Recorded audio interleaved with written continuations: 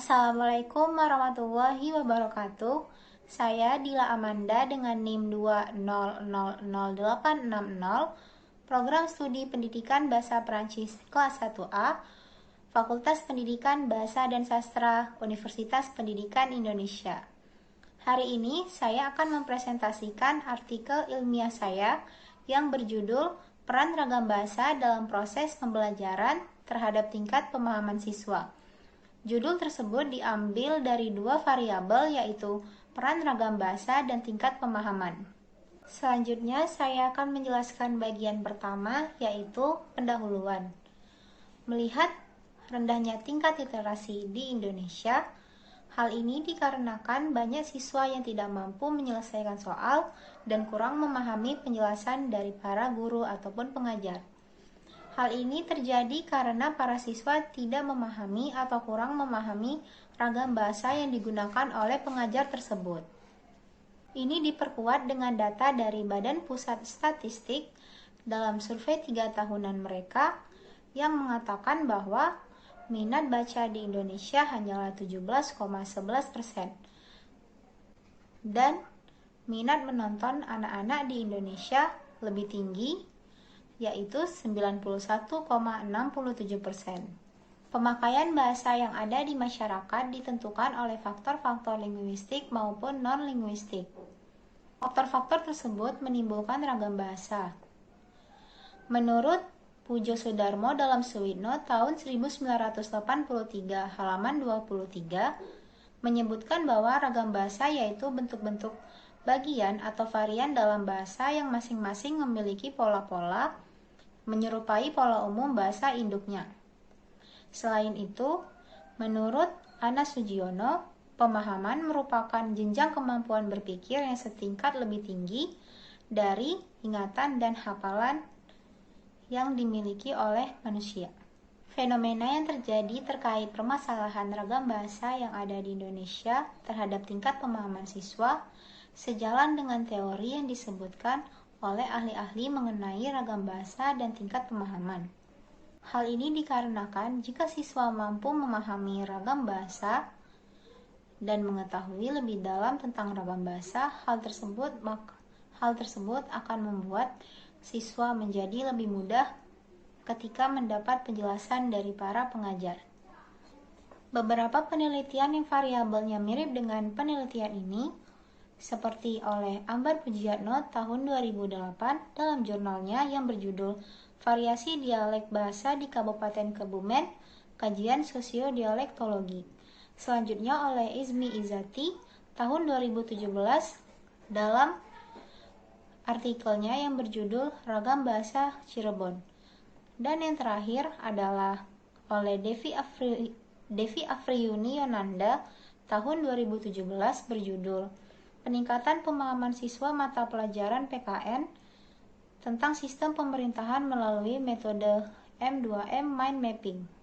Selanjutnya, tujuan penelitian ini adalah untuk mengetahui dan melihat peran ragam bahasa itu sendiri. Yang kedua,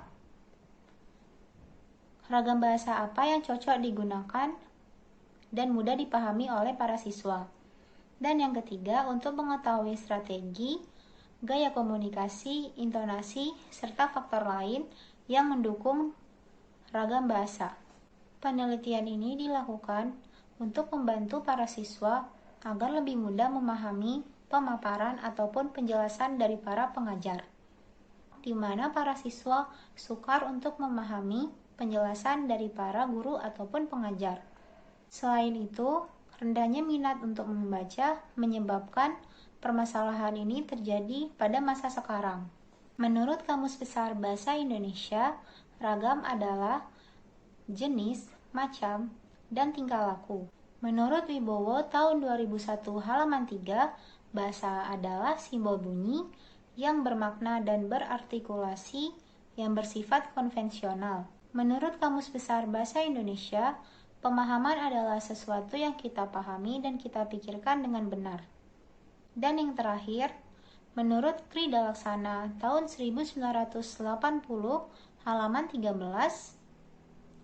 idiolek adalah keseluruhan ujaran seorang pembicara pada suatu saat yang digunakan untuk berinteraksi dan berkomunikasi. Selanjutnya, saya akan menjelaskan bagian kedua, yaitu metode penelitian. Penelitian ini menggunakan metode penelitian etnografi, di mana penelitian etnografi adalah penelitian tentang kebiasaan, kebudayaan, kepercayaan, ataupun tradisi yang ada di masyarakat. Desain yang digunakan di dalam penelitian ini adalah desain dengan pola ABAB, di mana pola A1 merupakan observasi tentang masalah ragam bahasa dan tingkat pemahaman siswa. Pola B1 merupakan jalan atau solusi mengenai masalah yang diobservasi.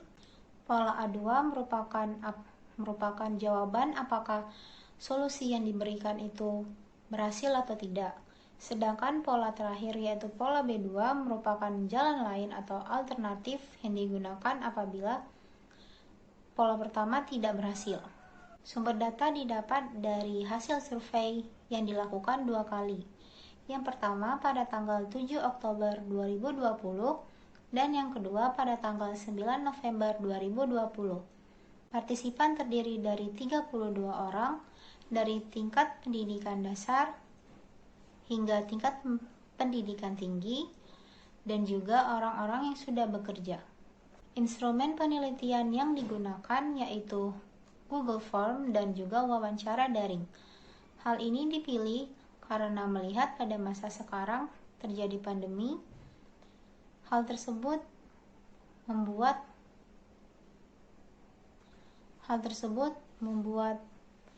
tatap muka secara langsung menjadi lebih susah. Maka dari itu, instrumen penelitian ini dipilih oleh peneliti.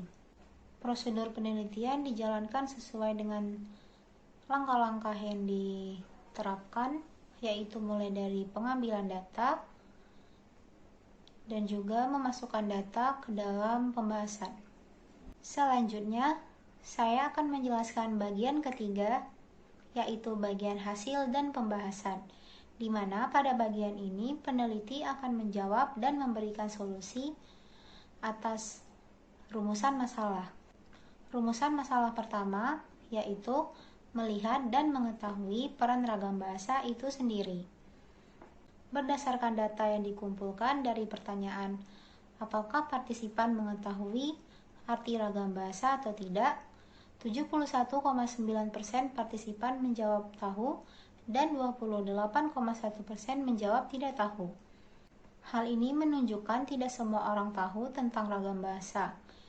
Oleh karena itu diperlukan materi mengenai ragam bahasa di luar maupun di dalam kegiatan pembelajaran. Lalu, peran ragam bahasa dalam konteks ini adalah sebagai media komunikasi antara pengajar dan siswa, pengajar sebagai fasilitator materi dan juga siswa sebagai penerima materi.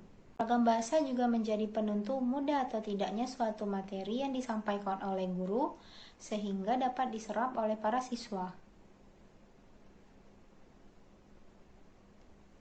Selain itu, peran ragam bahasa agar kita mengetahui bahasa apa yang cocok digunakan pada situasi dan kondisi yang tepat.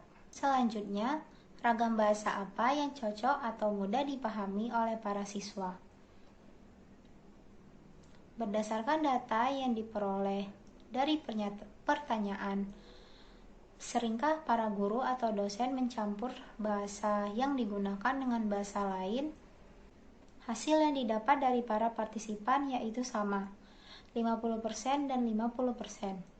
Hal ini menunjukkan bahwa masih ada beberapa para pengajar yang sering mencampur bahasa yang mereka gunakan saat mereka mengajar.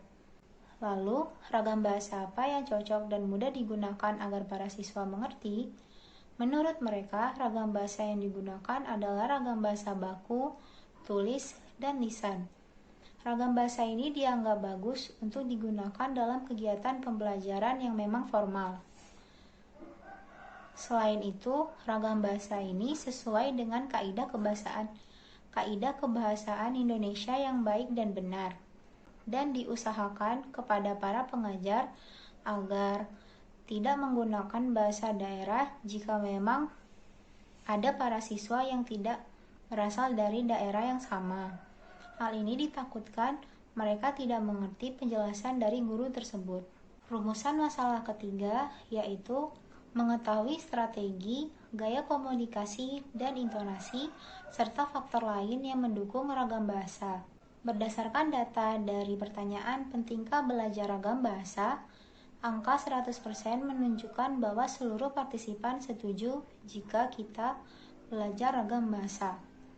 Itu berarti memang diperlukan ragam bahasa di dalam pembelajaran maupun di luar kegiatan pembelajaran. Lalu, strategi apa yang dapat kita lakukan untuk mengatasi masalah tersebut?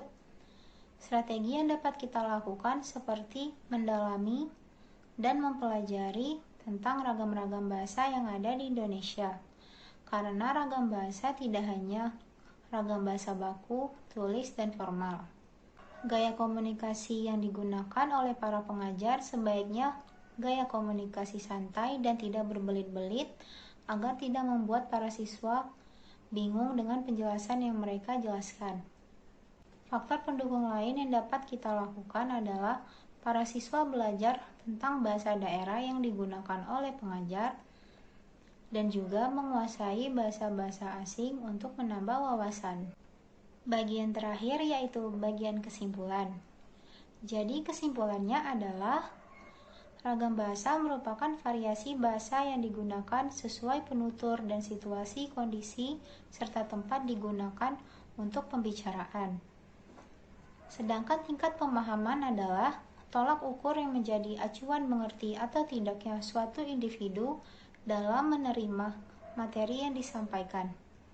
Ragam bahasa penting untuk kita pelajari agar lebih mendalami tentang bahasa Indonesia sesuai dengan kaidah kebahasaan. Selain itu, diharapkan juga para siswa untuk belajar mengenai bahasa daerah dan juga mengenai bahasa asing agar menambah wawasan mereka. Sekian presentasi dari saya. Mohon maaf jika ada kekurangan. Wabillahi taufiq wal hidayah. Wassalamualaikum warahmatullahi wabarakatuh.